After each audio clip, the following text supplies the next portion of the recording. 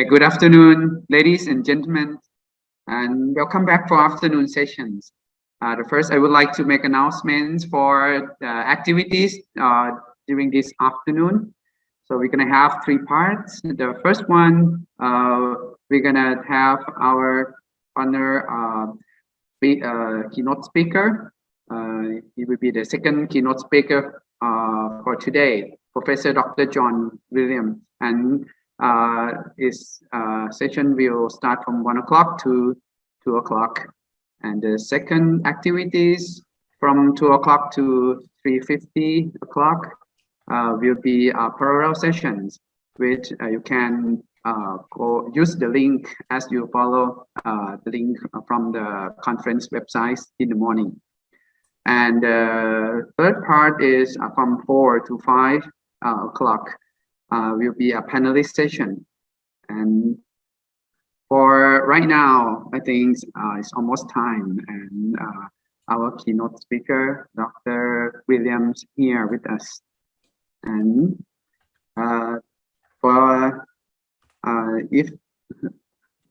give me a second. Oh, okay. Yep. So Professor Williams sent me a message about if the audience have questions. Yeah, feel free to keep your question at the end of the presentation, or if you want to send your question in the chat box, that's okay too. Yeah.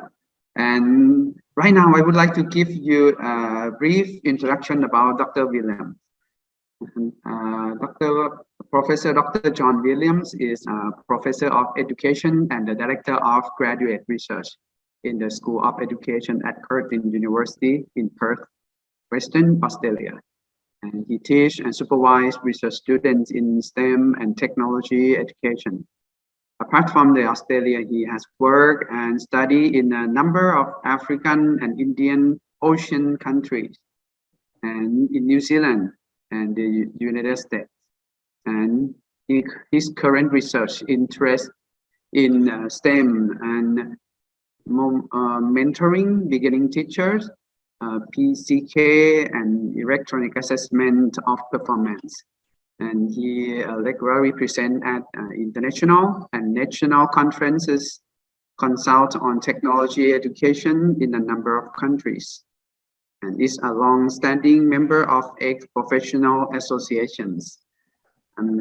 He is the editor of the Springer Contemporary Issues in Technology Education series, and is on the editorial board of 6 professional journals. He has authors contribute to over 250 publications, and is elected to the International Technology and Engineering Education Association's Academy of Fellows for prominence in the profession. And Dr. Williams' presentation will talk about the evolution of new paradigms on current trends in education related to pedagogy, curriculum, and how teachers work. And ladies and gentlemen, please give a virtual applause to Dr. Williams.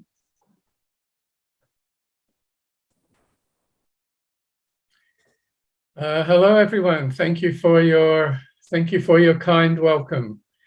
It's very nice to see some friendly faces and names I recognize in the audience today. So it's a real pleasure to be able to chat with you for a little while this afternoon. I'd like to thank the conference organizers for their invitation. I still hold hope that we can soon meet face-to-face and have these discussions face-to-face, but not just yet, apparently. Maybe later this year, we're hoping that will be the case. So let me just share my my presentation.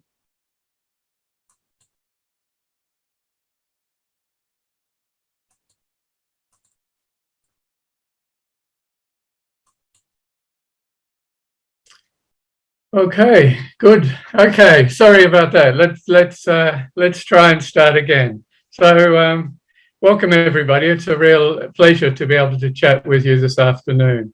And I look forward to that and having some comments and some discussions afterwards. I've taken my title today from the title of the conference. And while my focus in some regards will be on technology education and to some extent teacher education, I think many of the comments I want to make will be quite generalizable. So because my background is technology education, that's where I'm coming from. But hopefully you'll find something in this discussion which will be relevant to your particular area. So the outline of what I'd like to talk about is, first of all, chat about what might be some of the rationales for new paradigms. If we think about new ways of teaching and new forms of education, what's the rationale for doing that? What's the reason for doing that? Then I would like to remind you a little bit about the nature of technology education.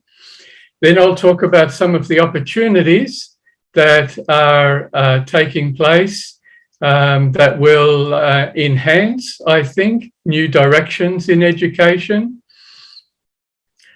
I'll then suggest some elements of what might constitute new paradigms, and I'm very pleased that some of my comments are well aligned with Professor Clark's presentation this morning. So I think we're on the same page here, which is nice. And I'll conclude with what I perceive as some limitations to new ways of doing teacher education. Okay, next slide. Okay, so first of all, why would we have new paradigms? And I think there's probably 6 reasons that I can think of, which I would like to run through. And these are not new to you. You're aware of each of these difficulties and dilemmas that we have, but in the context that I'm presenting them, I want to relate them to education and to teacher training. So many of you will be aware of the IPCC report that came out about a month ago. It quite clearly indicated that we are really on the edge of irrevocable change in terms of climate. So the scientific evidence is unequivocal. Climate change is a threat to human well-being and the health of our planet. Any further delay in concerted global action will miss a brief and rapidly closing window to secure a livable future. So if that's not a rationale to do something differently, then I don't know what is. If we could go to the next slide, which is a picture from New South Wales, one of the states in Australia, taken a couple of weeks ago. And these 2 pictures are actually of the same location. So you can see the left, the height of the McDonald's sign, and then 3 days later, you can see the height of the floodwater compared with the McDonald's sign. So many people are struggling, and this is just one instance in one country. But as the IPCC report points out, these types of impacts and effects are going to continue and to be more prevalent. Okay, next slide. The next thing we need to keep in mind, I think, as a rationale for a new paradigm and a new way of doing things is the poverty that still exists in the world. I mean, I think this is an indicator that what we have done in the past hasn't worked. So there's still 690 million people living on less than $2 a day in the world. 1 in 4 of the world's population live on less than $3.20 US a day. So even though over time there's been a global decrease in poverty levels, which is a good thing, it's been a very inequitable decrease. So it hasn't affected all countries in the same way. And if we go to the next slide, we can see the effect of the most recent difficulty that we've all had to deal with in terms of COVID. So the 3 graphs represent 2018, 2019, and 2020. You can see that in 2018 and 2019, there was a continuing decrease in extreme poverty globally, but 2020, and I suspect 2021 and 22 will be similar, that COVID has exacerbated the extreme poverty. So if there's a need for change, this would tend to indicate that that need is becoming more significant and more urgent as time goes on. The next slide, I look at the third point that I think is relevant in terms of a rationale for a relook at what we do, and that's global inequality. And here I focus on education, inequality in education. In low-income countries, adult literacy is only 55%. 1 in 4 youth are not literate. 3/5 of all students who should be in school are not in secondary schools, and 250 million children are not in primary schools when they should be and could be. So what we've been doing in the past hasn't addressed this particular level of inequality. And if we go to the next slide, we see another aspect of inequality, which I'm sure you're all familiar with, and that's related to income and wealth. So the graphs on the left-hand side are related to income. The blue graph is the bottom 50% of the world's population, and the red graph is the top 10% of the world's population. So you can see that for income, and even more so for wealth, it's really an unsustainable balance that 50% of the world's population should only have 2% of the wealth, and the top 10% have 76% of the world's wealth. So these inequalities are particularly problematic as we look towards global development. Okay, my next slide is the fourth reason I think there's a rationale for looking at new paradigms. And that's what we've come to call the digital divide. The technological transformation of society. And as educators, particularly in a time of COVID, of course, we're so dependent on technology for our delivery of education and our interaction with our students. But also, even when we try and do that, we realize the divide there is amongst even our students, let alone globally. So technology has really provided opportunities for transformation in many different ways. But the problem is that the technological developments have mostly been used to advance business objectives. And we don't have to look beyond the commonalities of Facebook and Twitter to see the self-serving nature of these technological developments. Underprivileged groups are routinely excluded from the advances in technology, which we're all coming to depend on more and more. So this digital divide is becoming more acute. And this is evidenced by the next slide, where we can see country groups of capability access. So the graphs measure, the line graphs measure the number of countries in different categories. So the red line is low-income countries. The blue line is high-income countries.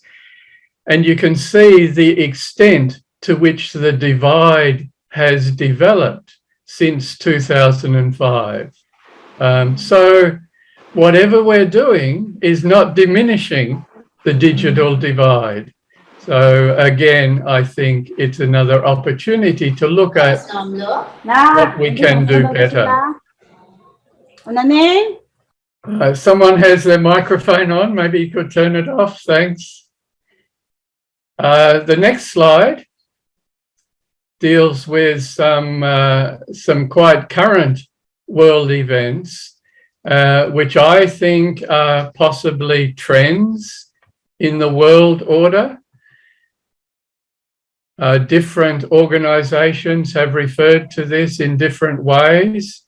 It's really representing a diminishing of democratic governments and a rise in exclusionary government, where the people have less of a say in the nature of government. So the online site VDem termed this a transition from electoral democracy to autocracy. The Freedom House group referred to this shift as from free to partly free political systems.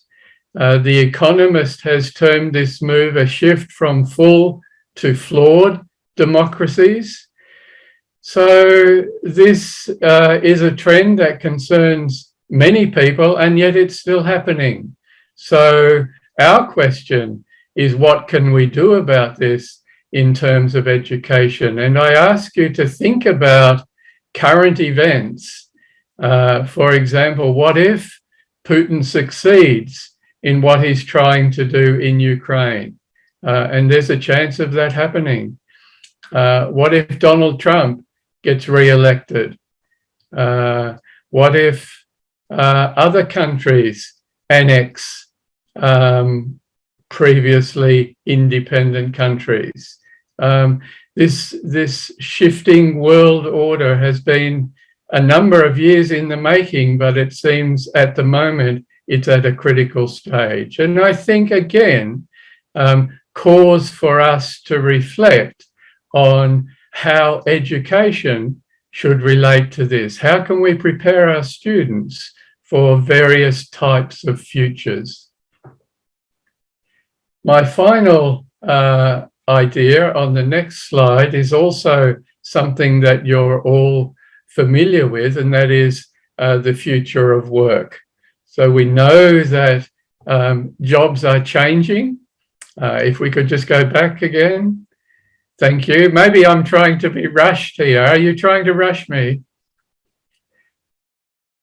The future of work. So, and it's now the case in employment that even if you have a good job, it doesn't necessarily mean you don't live in poverty. So there's 300 million people in the world who are engaged in paid work, but nevertheless still live in poverty. Within this, there's of course youth and gender discrepancies. So young people are more likely to be unemployed, and as you know, differences between male and female remuneration for employment remains a significant obstacle. We're aware of technological advances, so we know there's going to be new jobs and there's going to be displacement of current workers. Also, the move towards the greening of the economy. We notice this in Australia. If I can talk from my perspective, we've got a lot of coal mines and many of them are starting to be shut down. So there's a lot of workers who are looking for new jobs. But renewable energies is a quickly developing area. So transitioning that employment complexity is something that I think our students need to be aware of. So those ideas, I think, represent why it's appropriate at this time that we think about possible new paradigms or elements of paradigms as teachers for our work with our students and in the training of teachers as well. So my next slide, please. So I want to just remind you of the nature of technology education for a moment, because this is the context in which I'm going to put this. My background, of course, is technology education, so it's very hard for me not to be self-promotional. So this is a little bit of talking about the nature of technology education. And I've just got a couple of slides to develop this idea. So if I could go to the next slide. This really summarizes what technology education is. So it's students using design thinking to generate and produce design solutions for authentic needs and opportunities. So that's the summary of the nature of technology education. So students make things, so students are active, they're actively engaged in their learning. They think about what they're making, they're encouraged to be creative in their thinking and planning. And what they're doing, the problems that they're solving, are relevant and authentic. So relevant and authentic to them, not to us as teachers, but to the students themselves. So these are the goals of technology education. And I know a number of these ideas are common across other discipline areas as well. The next slide indicates that the goal of technology education is technological literacy. And when we look at the elements of technological literacy, I think it makes clear the relationship between thinking about new paradigms, dealing with the issues that we have, and education itself. So a technologically literate person will recognize the pervasiveness of technology in everyday life. They will know that all technologies entail some risk, and only some of which can be anticipated. So new technologies don't always achieve what the designer intended. There's often unintended consequences to new technology. A technological literate person will understand that technology reflects the values and culture of a society. So technology develops according to the needs and wishes of a particular society. So there's a real relationship between development, technology, and use of technology, between the technology and the society. And a more personal element of technological literacy is that a literate person can use a design thinking process to solve a problem that they encounter in daily life. So there's a notion of transferability or generalizability of the recognizing the nature of a problem and developing a series of actions to address that particular problem. So that's all I'm going to say about technology education, but I think it puts this discussion in a particular context, which I'd like us to relate the various issues to. So if we could go to the next slide. There's a number of things developing within education and with society, which I think represent opportunities, one, for technology education, so for the development of this particular curriculum, but again, as I said before, I think for a more broad relevance to other areas of education. So I'm just going to run through a couple of those opportunities.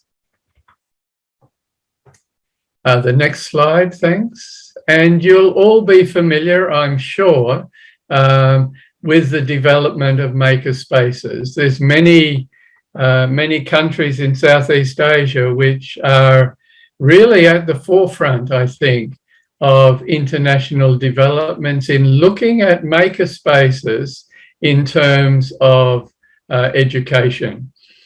Now, from a technology education perspective, there's some real similarities between the goals and the elements of maker spaces and technology education. So in a maker space, a student or a person will be designing something. They'll be working in a way that's personally relevant to them. And that's something that we'd like to see in education. What they're doing is relevant to them as an individual. Usually it's a creative process, and the people who are working in maker spaces have ownership over what they're doing. So many of these characteristics are what we would like to see in our classrooms and in student engagement. So I think this makerspace movement offers opportunities for different forms of education. The next opportunity, I think, is related to the development of engineering, not so much as a curriculum area, but a recognition that engineering has relevance in terms of education. And many countries I know, like Taiwan and Thailand and Vietnam, are coming to look at the engineering design process as something that enables teachers to make learning relevant to students. So design is a commonality between engineering and technology. And in some countries, engineering is becoming part of the curriculum together with technology to enhance those two areas, and particularly the practical and the design related elements, so that students are engaged in active learning. My next opportunity relates significantly to Professor Clark's presentation earlier today, where he summarized the great movements that have occurred throughout civilization, and the most recent we could term a movement towards a knowledge economy. We see in much educational literature discussion about the relevance of the 4 C's and the notion of 21st century skills. I think we need to stop talking about 21st century skills now that we're well into the 21st century. But nevertheless, it's a term that people have commonly come to recognize. And these elements of a focus on critical thinking, communication, collaboration between students, and that relates again to what Professor Clark was talking about this morning in terms of the emergence paradigm and collaboration being an important element of that. And then students being creative as well.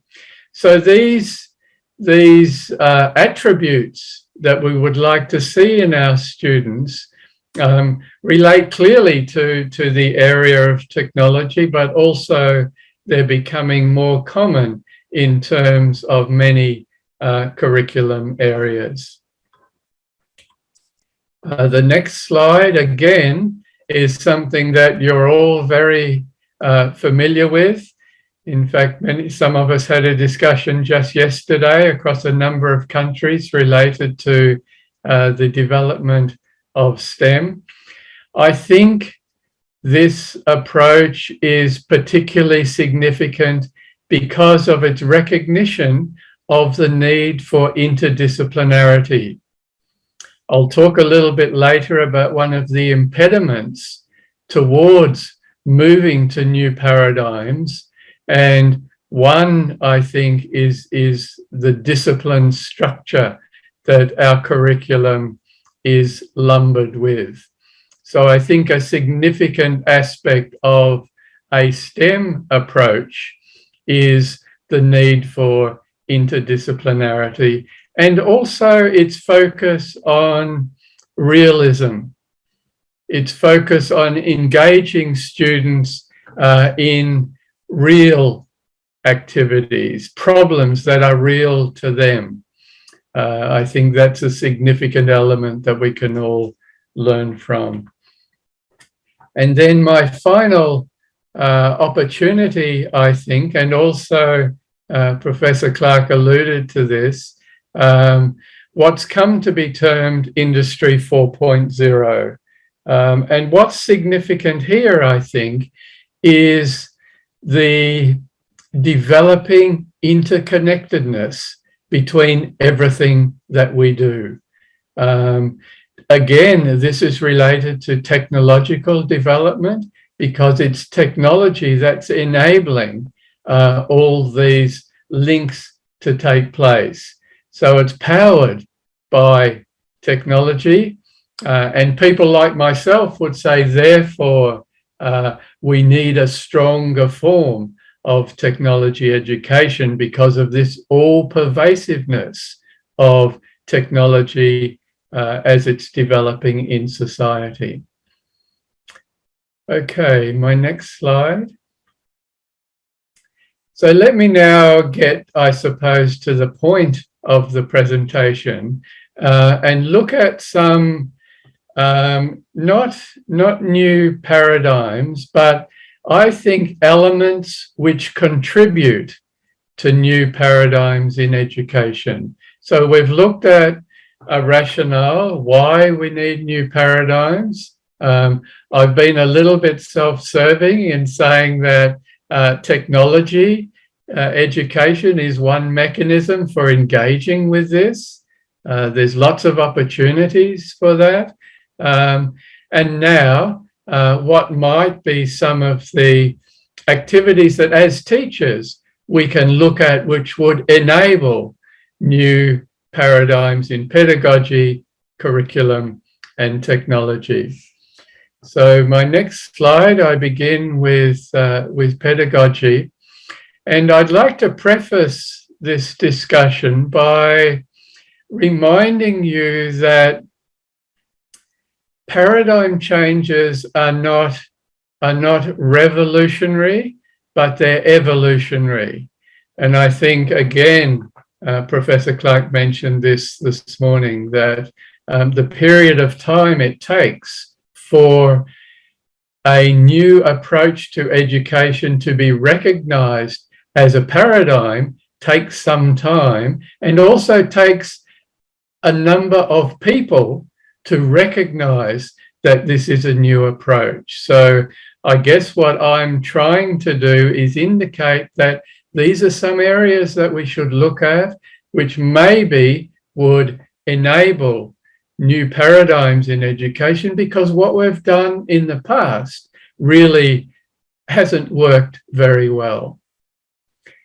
So I think our pedagogies that we use in our classrooms should be collaborative, interdisciplinary, and problem posing.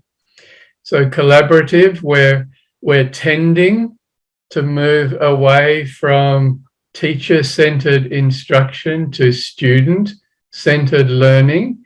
But even that isn't necessarily collaborative.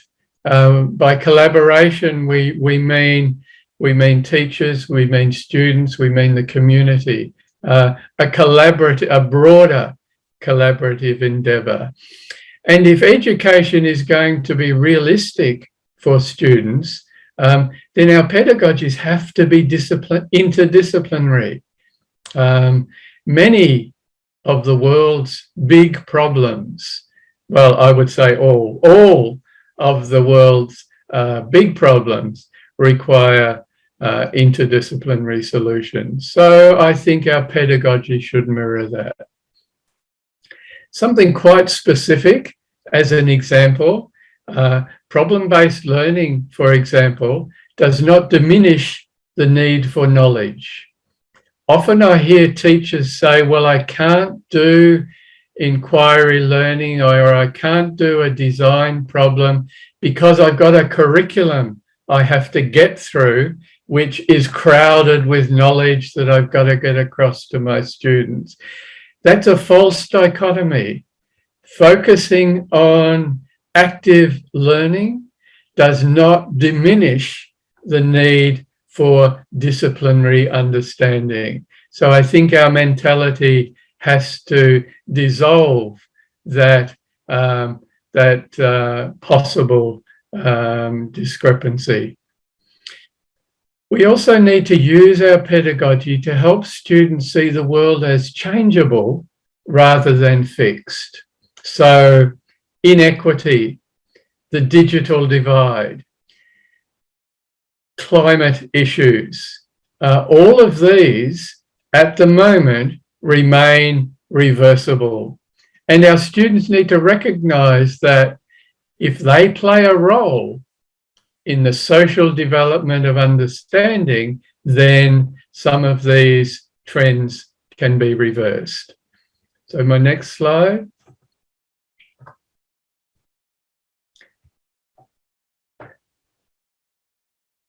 We need a pedagogy which values and sustains diversity.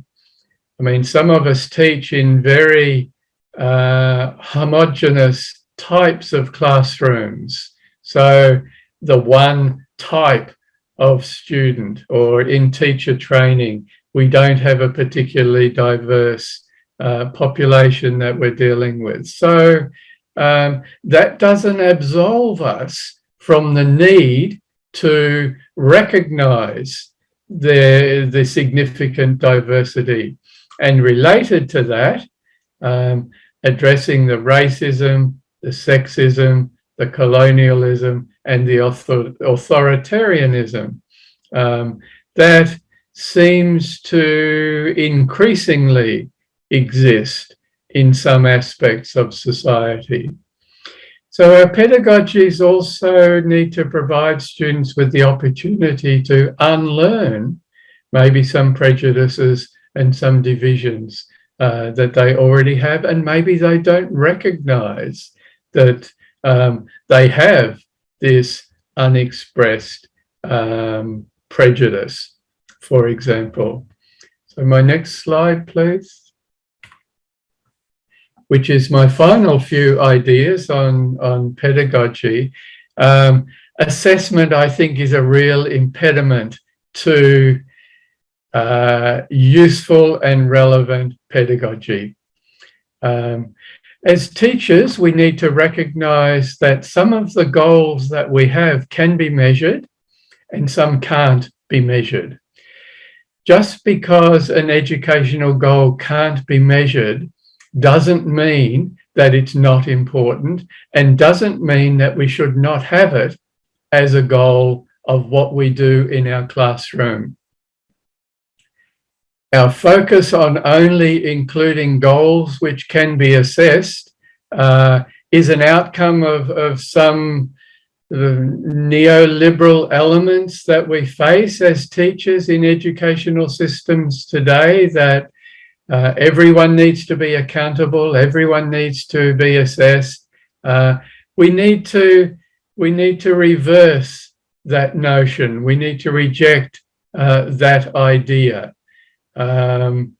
Maybe some goals that we have, even though they can't be quantified, they can be observed. I mean, we think of, for example, a common goal that we have in our classes is that we want our students to be more collaborative, to work better together, to know how to share diverse opinions. It's quite difficult to quantify that, but as a teacher, you can observe it. So it's an important goal that we should not do away with just because we can't quantify it. And in terms of assessment, I think it's a real impediment to forward education. The competition which exists within education, particularly in relation to high stakes testing. It's very difficult, and it's, in a sense, it's not fair for teachers not to teach to the test when the tests are such high stakes. So the teachers are in an invidious position in that context. So it's something, again, that we need to work against. So my next slide presents a couple of ideas related to curriculum, which I think we need to focus on if our education is going to be relevant. And this is an idea I've already mentioned a little. Content does not compete with processes and competencies.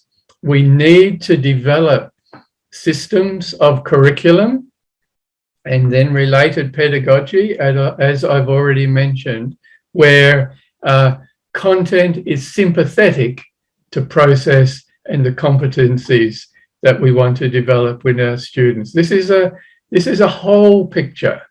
This is a holistic approach. These are not separate elements, the processes we engage in, the competencies we want our students to develop, the content that we're told is important. We need to meld these together. And in that way, I think we are better able to respond to the big issues like climate change, for example.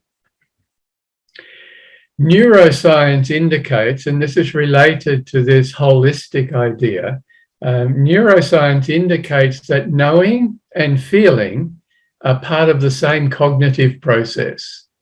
So if we just focus on knowing without addressing feeling, then we're developing impediments for the effectiveness of our own education. So we have to address, again, the holistic nature. Students feel and know, and they don't do those things separately.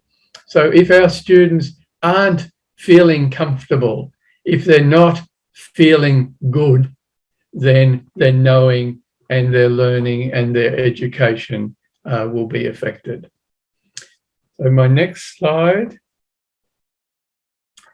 In this slide, I want to focus particularly on the nature of literacy, and partly because in an Australian context, literacy has become quite a narrow concept of reading and writing. School students are tested every year. It's a compulsory national test that students do to determine this very narrow aspect or narrow interpretation of literacy. And so, of course, teachers focus on that, because if their students don't do well in the national test, then it reflects on their school and it reflects on them. So the notion of literacy, I think we need to broaden and have the curriculum address that breadth of literacy. So it should encompass critical literacy. Of course, we're not imparting a particular type of literacy. We're developing students critical literacies. And I think this is a way to help counter misinformation that we see so prevalent in the world today through scientific, digital, humanistic literacies. There's many of us have definitions related to literacies. We have scientific literacies. The previous slide I talked about technological literacies. These are all important for students to develop in a critical way in order to address the concerns that we have. So finally, in terms of teaching, my next slide has a couple of implications that I think we need to think about in terms of our own teaching. And I begin with the idea of collaboration. So teachers, students, the community. And as I said earlier, I think some of these issues I'm talking about are trends that have begun. So I think we're moving to a new paradigm along these directions. And one is that education and teaching is a collaborative idea. We as teachers, we're not the experts anymore. We're the facilitators of learning. So again, my next point relates to the holistic nature of education. Thank you. My next point, not my next slide. Sorry, my next point. So if we go back again, we need to respect the wholeness of students. So that's why schools are concerned with health, nutrition, social services, mental health, special learning for learning needs, for students who have particular learning needs. It's appropriate that schools address these areas because we're educating the whole person. We're looking at the development of the complete individual. So in our teaching, we need to somehow personalize the learning so that for students it's authentic and it's relevant. I mentioned this before, but in terms of teaching, I think it's an important factor as well. And authenticity and relevance, we may think about like global issues, for example, are certainly authentic and relevant, but whether students see them as that is a question a teacher has. Do our students recognize that solving global environmental issues is authentic and relevant to them? And if it's not, then it's the role of the teacher to get the student to the point where they realize that what we want them to do is important to them. And finally, in terms of our teaching, I think teachers need to be given respect, trust, and autonomy.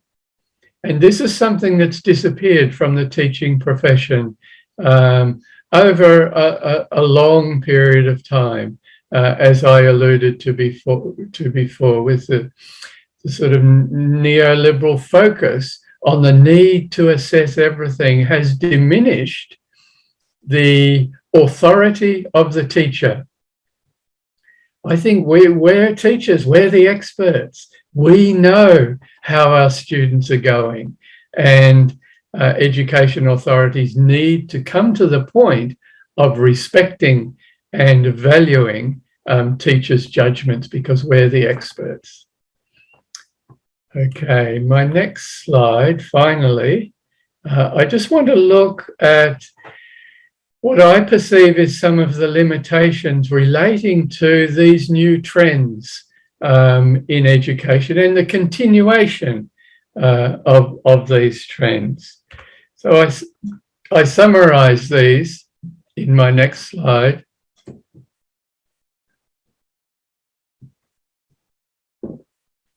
In many countries, I think university entrance is a limitation on what we can do in secondary schools. Many students aspire to continue to university after school. And so, in a sense, teachers are bound by the university prerequisites for particular courses. This is an impediment, I think, to the good work that we could be doing in education. And if we look at teacher entry, so students going into teacher education programs at university, the same thing applies. In Australia, we have all our secondary examination students have an examination score that they get at the end of their secondary schooling, and that score determines what university courses they can go in. So it may be that you need a score of more than 70 to go into teaching. You need a score of more than 90 to go into dentistry, and so on. And I know many countries have a similar arrangement. Fortunately, universities are increasingly looking at alternative entry by portfolio, entry by interview, and the evidence seems to be that students who enter teacher education through alternate routes are just as good, if not better, teachers than those who enter with an end of secondary examination score. So this is a trend that maybe will become more flexible. I alluded earlier to the discipline structures and the need for interdisciplinarity. Over the years, of course, there have been many calls for interdisciplinarity within education, but the disciplines are so strong that they remain. So again, this is not going to be a revolutionary change, but an evolutionary change. And I think STEM maybe is one aspect that's heading in this direction. And finally, I think, and this is quite a personal perspective, some of the compliance requirements that we have in teacher education limit our opportunity to be innovative. So, for example, if you go to the next slide, this is what all students in Australia have to provide evidence of before they can get a job as a teacher. They have to provide evidence that they have achieved all of these standards. Now, I'm not saying we shouldn't have standards. I think that's important, particularly in teacher education. But addressing this kind of rigorous compliance becomes an impediment to diversity. The next slide is another indicator along the same lines.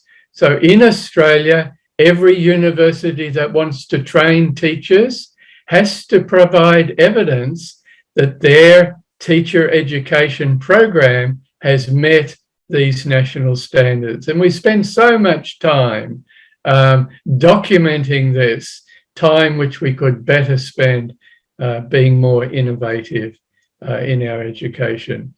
So I know that's kind of a negative point to conclude on, but I think we need to recognize the limitations to being innovative and working towards new paradigms.